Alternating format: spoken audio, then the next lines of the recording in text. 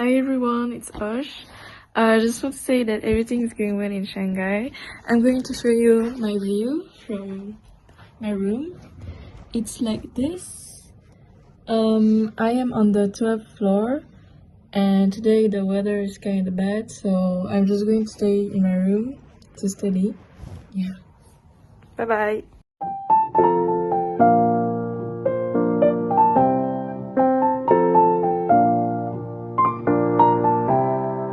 Namin dito. Pwede na sila ditong dumaan. Pero hindi pumunta yung mga umalis.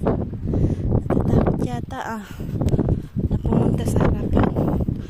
Pero may pumunta na rin. Dati lagi silang nandito. Dito yung harapan. Yan, daming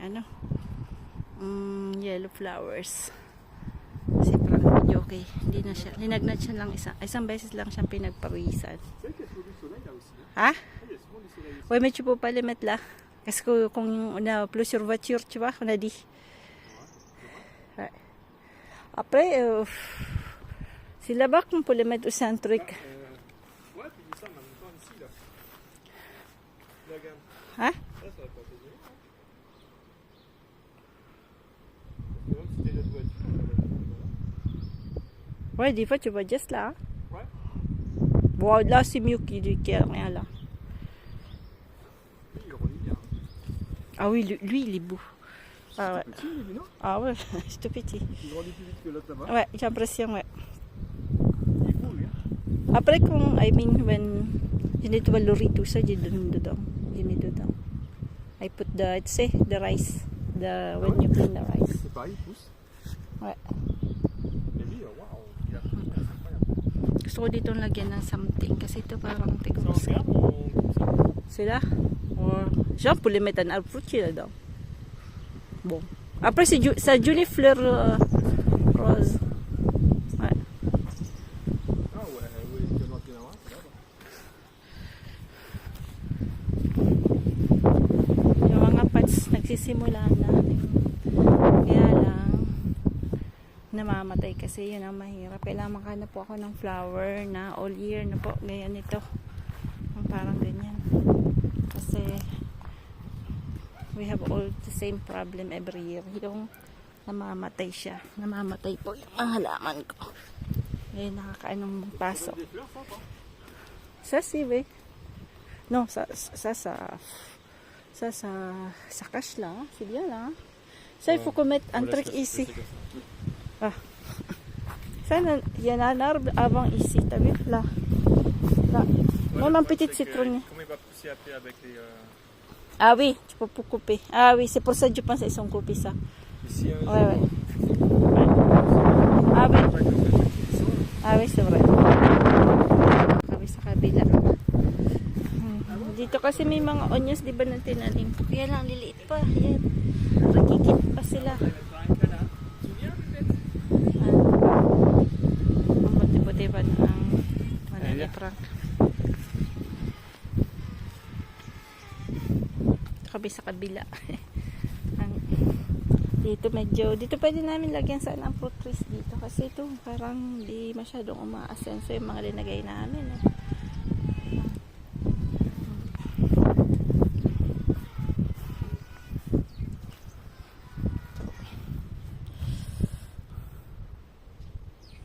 Si t'en as pas besoin, moi je coupe l'après-midi ça. Oui, oui. De quoi? Pour dégager un peu là-bas. Bakit sa dami ang trick lang. May naglater na. C'est quoi dedans là? C'est quoi tout ça? Dommage qu'on n'a pas d'eau comme ça, hein? Dommage parce qu'une fois, ma collègue, elle m'a dit, tu veux ça? Après, j'étais timide. En plus, il y a du soleil, je vais prendre une pince là-bas.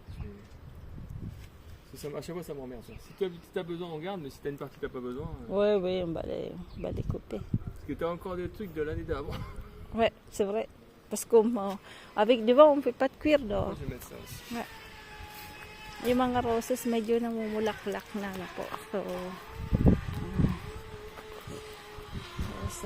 mga roses natin. Ito, mandarin. Pero wala pang mga bukol. Sana malaki. Lui, il pousse bien. Jardiland, ça. Il est beau, lui. Lui, il monte. Parce que celui-là, c'est climbing. C'est railing climbing. Et là-bas, c'est climbing, mais c'est, parce qu'il y a 12 sortes en fait. Lui, waouh. Yeah. Il va.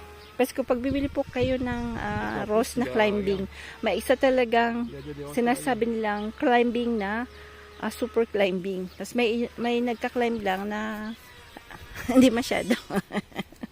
Konting climbing lang. Yan. So, pag bibili po kayo. Kasi medyo mahal din yung climbing na roses, ha. As in. Today pala 3 yung eggs. As in, 3 yung eggs na harvest natin. Yan, ito, nagsisimula na yung mga roses. So, linagyan ko po kanina, dinagyan ko sila ng may brown sugar na galing sa Pinas. Sodium bicarbonate. Tsaka, inaresa ko na lang. Kasi dapat, vinegar tsaka brown sugar para ma-boost yung nila na po. Yan. Tapos, pwede nyo po rin haluin yung baking soda tsaka vinegar na po para yung mga insekto. Kasi minsan yung roses ganito. May mga ganito yan po, namamatay yan. So, pag may ganyan po, tatanggalin nyo kasi mamaya tatanggalin natin yan. Kasi, simulala na yan ng mga parang nila. Misis nila. Ha? Non, ce qu'on aurait dû faire en attendant. Ouais. Quand c'est l'été comme ça. Ouais. On suspend des trucs. Na may adiba ha? C'est léger. Ça reste rien. Boom, boom. Ça reste rien. C'est léger. Gusto niya lagyan ng something. C'est ça, c'est hyper costaud. Hein. Ito po yung sinasabi kong sakit. Yan, sakit yan. Sakit. Pagka sobra na po yung ganyan yung namamatay. Yan po yung isa sa mga sakit dito sa France. Ewan ko po sa ibang bansa. No? Ha? Bali yung, ayan, maraming salamat po sa mga nag-ask kay Frank yung about ni Frank. Ang gulo ng buko po sa galing po ako sa garden. Wala po siyang malaria. Pero hindi pa talaga dumadating yata. Ang tagal nga dumating yung sa dengue niya. So, ina-assume naman ngayon bacteria. Pero mas okay na. Kagabi po, isang beses lang siya pinagpawisan. Tapos ngayon, lumalabas na po sa garden. Ngayon, ang binigay po sa kanya ng doctor is clarithromycin na 500 milligrams. Yan po yung bago niyang gamot na po. So, syempre may konting side effects. Pero at least pa rin siya. Malakas kumain po. So, hindi talaga namin alam kung ano po yung cause, no? Kasi hindi din pa rin ma-pinpoint ng doktor. Nung una, akala niya virus. Tapos ngayon naman, bacteria na po.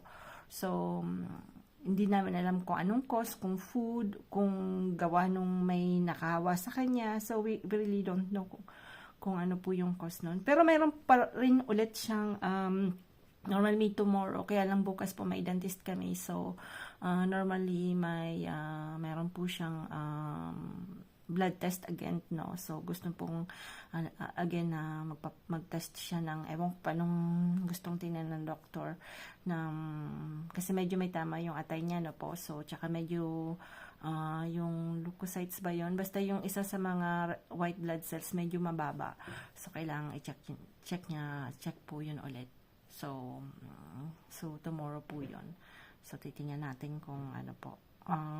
Bali Tuesday po kasi nga, bukas meron kaming, ang tagal kasi ng dentist dito na po. So, yung appointment namin, di namin po pwedeng i-cancel yung dentist. So, naman, sa Tuesday nilang daw siya kanilang umagas. The same with Sam, kasi si Sam nagkasakit din nung pagdating namin. So, kailangan ding nag-ask si Frank na i-test din yung blood test ni Sam. Pero okay na po siya. Okay na naman si Sam. So, medyo, lang pala, medyo nihingal siyang konti. Kasi syempre, kulang yung tulog niya. Kahapon, nagtanim po kami ng tapos tinanggal niya naglagay siya ng another parang harang sa mga manok namin. Then after that talagang medyo napagod siya, medyo hiningal na konti, no? So, siguro ganun talaga, sa tingin ko nga parang dati kasi nung nagkasakit ako ng COVID, parang natamaan din yung pulmon ko. Hanggang ngayon, medyo hinihingal pa rin ako. Hindi ko talaga siya na-recuperate na 100%. So, ewan ko kung cause ng matindi talaga yung COVID. Or talagang baka tumataba na rin kasi ako. So, minsan iniisip niyo po yung, kasi si Frank nagka-COVID din po siya. Nagkaroon din siya ng COVID. So, hindi ko alam kung a cause with that virus na medyo naging fragile yung mga tao na po. So, we'll see. Ayun, si Mr. Darrell, nag-ano din po na meron din pong kamag-anak siya na gano'n niya. Grabe yung lagnat, yung pawis sa gabi. So, malaria nga daw po. So, ang dami kasing test kasi ang pinuntahan ni Frank is hospital ng Malady Infectious and Tropical na po. So, that's French. So, lahat sa 16 na tube ang kinuhang blood sa kanya to test everything na pwede mong maging sakit o overseas na po. Lalo na sa mga gaya ng countries na ng Philippines na po. So, kala nila maraming sakit sa atin, pero tayo hindi naman tayo nagkakasakit. So, ang dami pong chinek. Then, ang nakita lang na anomaly, yung ano niya lang, yung atay niya lang na medyo, hindi naman ganun kataas yung something na anomaly. Kasi parang dapat 40 ka lang. Siya 140 something. So, 100 na taas. Then after, yun nga, yung white blood cells, paulit-ulit ako, yung white blood cells niya, medyo ganun din, may tama din. So, yun lang naman na anomaly. Kaya si parang medyo, nung una, kaya hindi ako masyado pong kasi siyempre, siyang, pag tinignan nyo ko po yung mga symptoms ng mga pawisan, paggabi, tapos masakit pa yung panga niya na po. So, nagbablock yung panga niya minsan. Pero ngayon parang hindi siya nagsasabi sa akin na nagblock yung panga niya kaninang umaga. So, nagkaroon po rin siya kasi ng Bell's palsy na 2 times. So, hindi ko alam kung relate yun lahat. Ang mahirap kasi ngayon yung mga doktor, parang hindi na masyado silang nag-ask yung mga dati mong naging sakit. So, syempre, parang mabilisan po. And kami pa change ng doctor dahil paiba kami ng address na po. So ngayon ito na talaga yung tirahan namin. So we need to find another doctor na family doctor, which is naman ngayon talaga ang hirap na talagang maghanap ng family doctor na 100% na nandyan, nakikinig sa'yo. Kasi parating lagi sila nagmamadali. Hindi nga tumawag na tingnan man lang kung ano. Kasi syempre pinasa niya na sa iba. So, sana nagtanong din siya ulit, di ba, na, kumusta na, gano'n. Kasi siya yung nag-recommend. But it's okay, kasi sabi ko nga, can always find another one. Anyway, pero at least, we're happy kasi medyo okay na yung pakiramdam niya kagabi. Mas maganda daw po yung tulog niya. So, I think yung bago niyang antibiotic na mas mataas, is working. I hope na talagang mapinpoint na po kasi naiinit na siya. Gusto niya rin pong mag-run ulit kasi mahilig siyang mag-jogging in the morning, mag-walking. So, hindi po namin magawa-gawa ng syempre, lagi po siyang walang gaanong tulog, medyo hinihingal. So, at least soon, magagawa na namin po yun. Yan, maraming pong salamat sa mga messages, no po. Hindi naman po siya yung sakit na talaga. Kaya lang, ang mo doon, yung hindi ma-pinpoint kung ano. Kaya, syempre, medyo worried ka talaga. So, sa lahat ng mga sisters, mga brother na may concern, marami pong salamat. And pag uwi po ng Pilipinas, double lang po tayo. Double, ang tawag nito, yung mga vaccines, yung mga, yung pagkain na po, kasi kami hindi masyadong ingat. Sobrang ingat lang po. Kasi syempre, minsan sabihin, maarte ka, di ba po? Hindi talaga kami maarte. But then, now, we realize nang nakausap ni Frank yung doktor, na marami po na talagang mga sakit. Hindi po kasi natin alam kung paano inano ng mga tao yung mga linuluto nila or something. Hindi gaya na natin, naugasan ba? And the problem in Philippines is that marami pa rin pong sakit yung mga baboy. So, yun po yung mga naisip ko lang na yung syempre namin kinain na mga street food. So, hindi ko alam kung yun yung cause. So, we really don't know. Ayan. Yung payo ko lang na konti. Sa mga uuwi na po na medyo mag-double ingat. Sa food na po, sa food. At po kay Sis Adora, sabi niya, I love your chopping board. Ang dami ko pang chopping board. Tignan niyo. Addict po ako sa... Ayun. Ayuy. Tapos may binili pa sa akin si Ka-Farmer na chopping board na po. So, medyo adik-adik tayo sa mga bagay-bagay na po. So, medyo alas 11 na po, napatagal ako. Hindi ko na po na-video pala kasi ang hangin. Medyo yung mga paanan po ng roses natin, inano ko po, lininisan ko. So, hindi ko po yun na-video kasi medyo wala nga po akong trip yun, no? Yung stand ng ano ko. So, medyo tinamad si Manay kanina, mag-video. Nagmamadali akong bagong minute na po. So, kaya alas 11 na. So, ito po, pork chop. Ganito po yung pork chop. Ganito po yung binibili ko kasi medyo mahilig po ako sa taba. Gusto ko yung ganyan. Lalagyan po natin ng baking soda na po. Baking soda sa garden, baking soda sa kitchen. Yan. Konti lang naman yan. Kasi minsan, ano po yung... Para sure po kayong hindi siya masyadong makunat na. This one is good. Papalapot ng ano po na.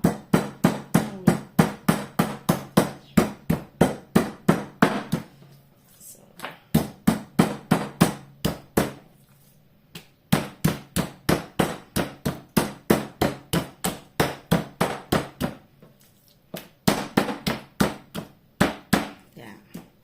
So, anin lang natin yan. Very simple lang gagawin natin yan. Lalagyan lang natin ng konting something.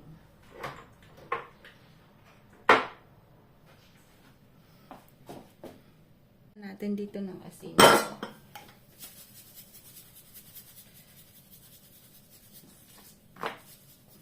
Para tumalatod. Tenderizer din yung asin na po.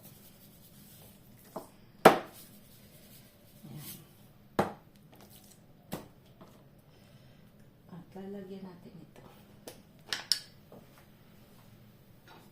Ito po yung mix ng spices for meat. So, kajun. So, binigay ito sa akin ng aking kapatid ni Frankie na po. Nag-travel siya. Alam niya kasi mahilig ako sa spices. So, mahilig ako magluto. So, yun po yung pinapasalubong niya sa akin. Yan. So, mamaya lalagyan natin to. Siya din nagbigay nito sa akin. Galing Italy na po. So, pwede natin itong gawin actually. So, kasi mix lang yan ng mga dried na gagawin natin yan this summer. So, yung pwede nga pala tayong gumawa niyan. Magda-dry lang tayo. Tapos, imimix lang natin together.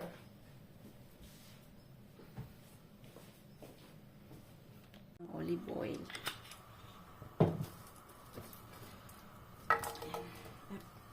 Lagi pong kumakain si Frankie ng ng spinach.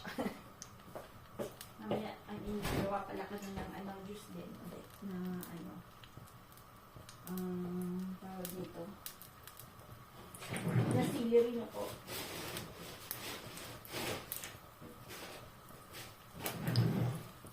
Hanap ko kung may bell pepper pa ako. I think wala na. Ay, meron pa. So, ito.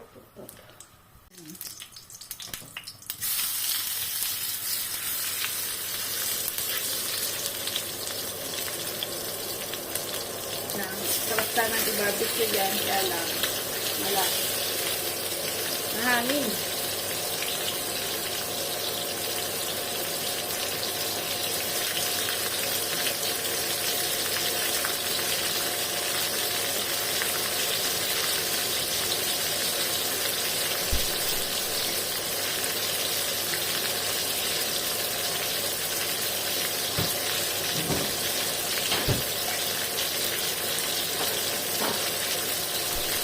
Kami po may lig sa maanghang. So, lagyan natin ito.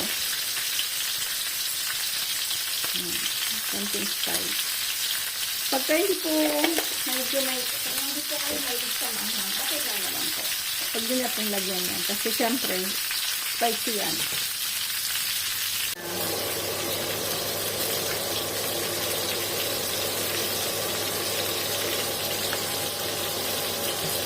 Pwede pa lang natin lagyan ng cloves, no? Na dalawa. Sa tabi lang para may portion lang ako.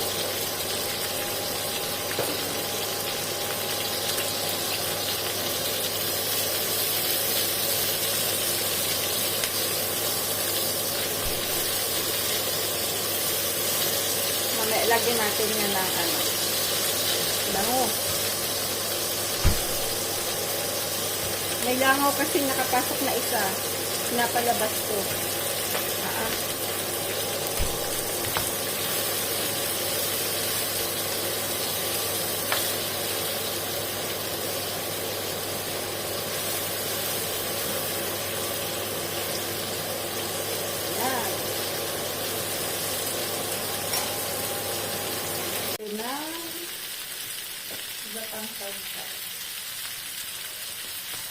Yan po para lang magkaroon ng sauce. Ito. Yan.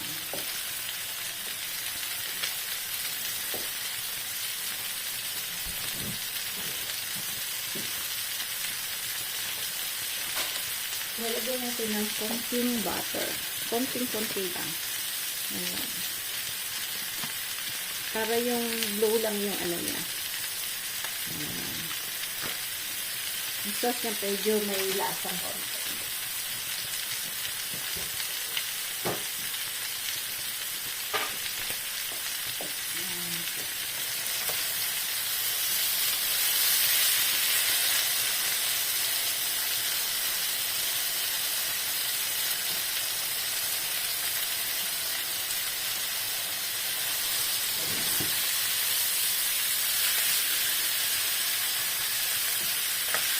Tapos, isa pa po palang yung mahilig sa olives na po.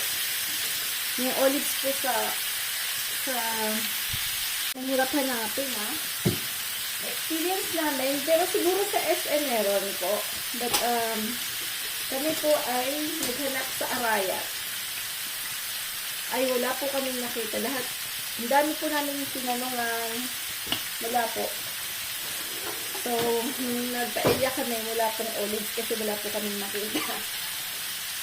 Yan po yung mga kailangan na dalhin. Nakalimutan namin magdala.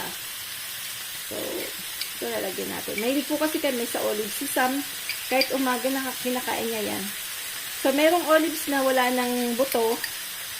Tawag dito sa French Benayote, no? Wala na yan na buto.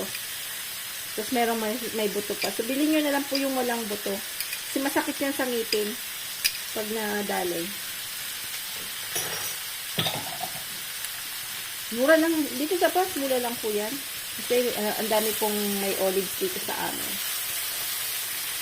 Wala pang, parang 1 euro lang yung isang botelya na po. Hindi siya mahal. Dami po kasi may olives dito. Kasi Spain ganun din. Yung south ng France, marami pong olives. Ayan. Lalagyan natin ng konting vinegar na po. Vinegar, ganun din yan.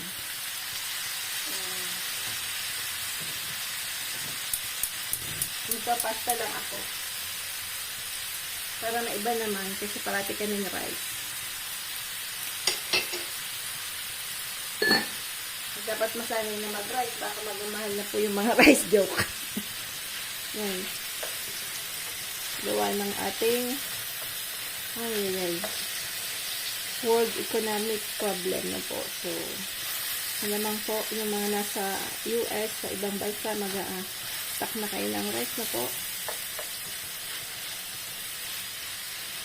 Na-experience namin yan during yung dito, yung after COVID na po, ang mahal ng rice.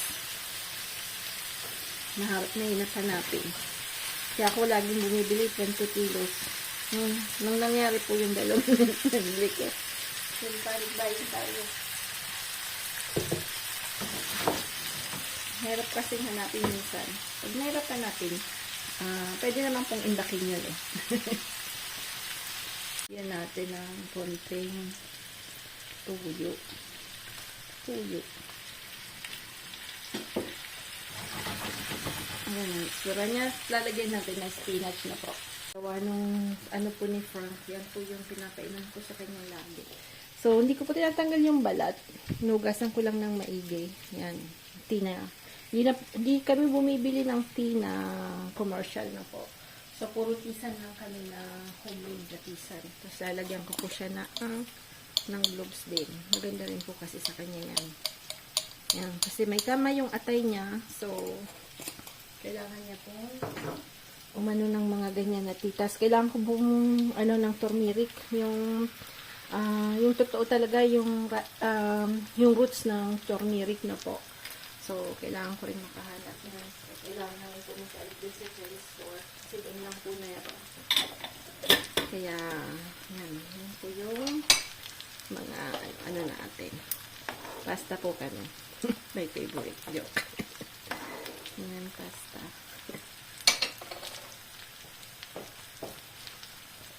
Medyo matagal yung pasta na yan. Italian kasi. No, you're feeling good? Huh? Feeling good? A little better? Yeah. Okay. Honestly, I can feel some energy. Desire joke. Nilaloko ko. Napatawa ko tong asawa kong loko-loko eh. Alam mo siya. Ito yung spinach. Para pampalakas. Petra.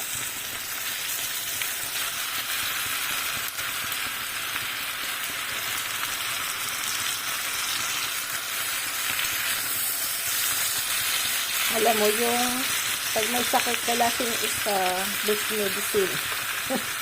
Si Papa po nung nagkaroon siya di pa po ng cancer, pero ang maganda kasi palagi yung pinapatawa siya nila NO noon.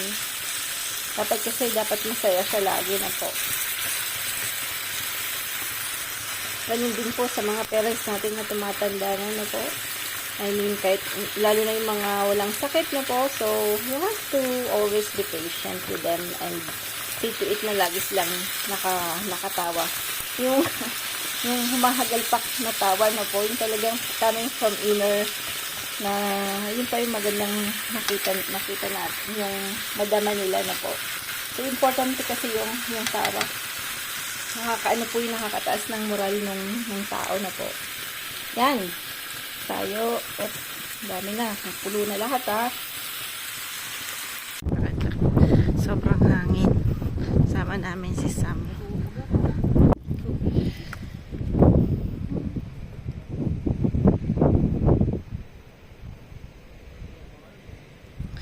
Kukuliko. Nagsisimula na yung mga bulaklak. Ano po. Balik po kami dito kasi katabi lang to ng bahay namin. Ano po. So, gusto ni Frank mag-sport ng konti. Walking daw kasi medyo hangin. Kasi wala po. Sevex, alam mo naman tayo. Lagi ako na cute. Joke. Ayan, so titingnan natin yung may bago pong mga tinanim doon sa tingin ko.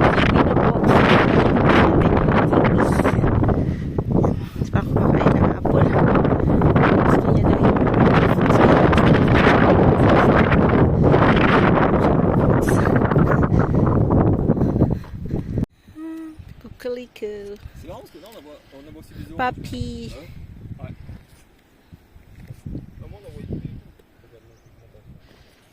At ayaw niyang mag-zoom.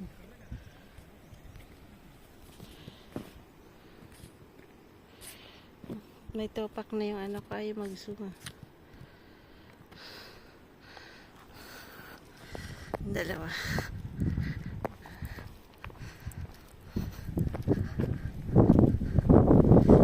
Ito na kami. Yan na. Yan po yung sinasabi ko sa inyong, ayan, yan po yung sakit na yan. Ayan. ang dami na po niya, nabuo na yung katawan. Tingnan niyo po to. O, dito po, pasit-pasitan niya dito. Dati parang may nakita ko sa garden ko noon, pero hindi ko sure yun yung pansit-pansitan. Sabi ni si Sir Daryl na po, yun daw po yung nakagamot noon. Kasi yung malaria, dengue, di pa lumalabas yung results noon. Pero pinurose out na ng doktora, ewan ko kung bakit. Anyway, yung pinunta natin, daming bulaklak. Lala, tapos na po. Yan. May maliliit na bunga. Ayan, tapos na yung isang bloom lang talaga yun. Ayan. Ang beaches.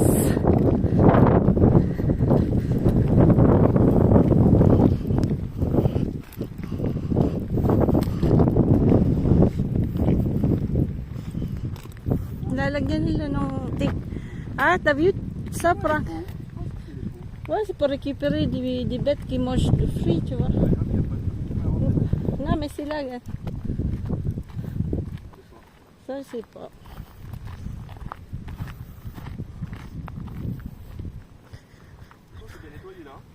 là c'est propre ouais. Very clean.